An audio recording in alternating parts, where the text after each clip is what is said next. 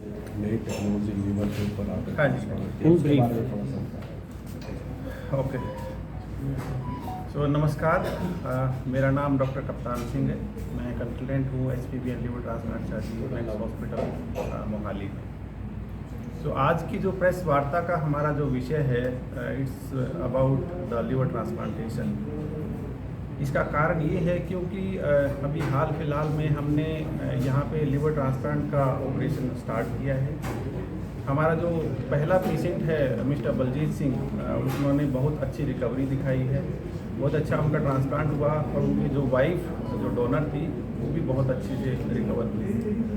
सो अभी ऑलमोस्ट 2 महीने हो चुकी है पेशेंट को ट्रांसप्लांट हुए एंड पेशेंट और डोनर दोनों ही बहुत अच्छा चल रहे हैं। उनका मल्टीपल फॉलोअप्स हमारे पास हो चुके हैं।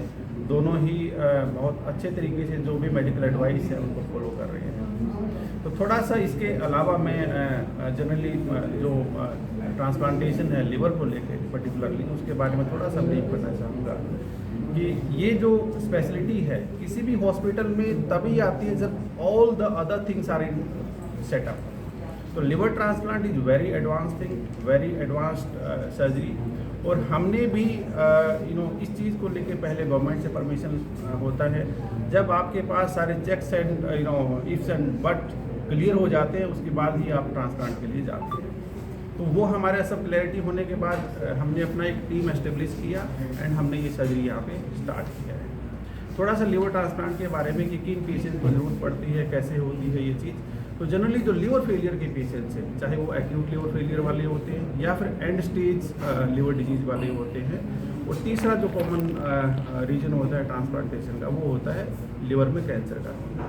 तो इन सब कंडीशंस के कारण जब पेशेंट्स आते हैं, स्क्रीन किया जाता है और जब लगता है कि जी हाँ patient is a candidate for transplant, then हम उनका फिर वर्कअप करते हैं। वर्कअप में एक पेशेंट वर्कअप होता है, एक डोनर वर्कअप होता है। जनरली जो ट्रांसप्लांट को लेके देयर आर 2 थिंग्स।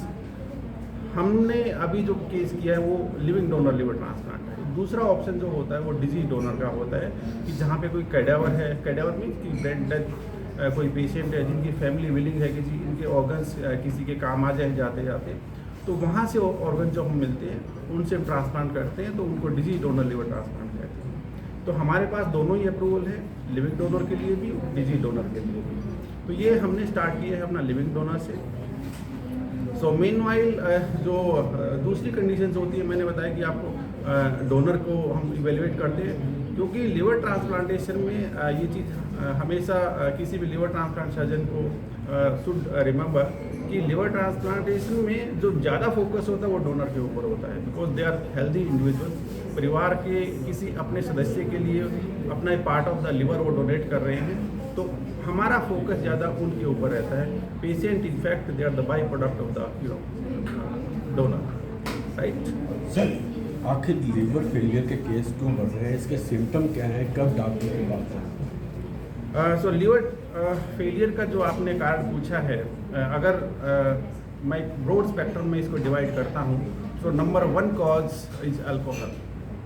उससे नीचे जो डाउन में आते हैं वो है वायरसेस होते हैं, हेपेटाइटिस बी, सी, जो कि क्रोनिक वायरसेस होते हैं। उनका इफेक्ट हमें तभी मालूम होएगा जब ऑलरेडी ऑलमोस्ट लिवर डैमेज हो चुका होता है। जो दूसरे वाले वायरसेस हैं जैसे हेपेटाइटिस ई हो गया, हेपेटाइटिस ई हो गया, इनका हमें तुरंत पता लग जाता है। क्यों? कि उनका इफेक्ट इमीडिएटली आता है। जैसे किसी को जॉन्डिस हो गया, पीलिया हो गया, किसी ने दूषित पानी पिया या फिर दूषित भोजन किया, तो उसके कारण जो इन्फेक्शंस होते हैं जनरली हेपेटाइटिस ए और ई होते हैं, साथ के साथ पता लग जाता है। जो दूसरे कारण हैं उनमें one of the common reason जो कि बहुत इमर्जिंग ट्रेंड पे है वो है non alcoholic fatty liver disease. यानी कि अल्कोहल भी नहीं है, वायरस भी नहीं है, बट मोटापा है या फिर लंबे टाइम से डायबिटीज़ है, जेनेटिक्स कुछ ऐसे हैं जिनके कारण से लिवर फैटी हो रहा है। दूसरे कुछ जो कारण है वो होते हैं कुछ ऑटो इम्यून डिजीज की खुद की एंटीबॉडीज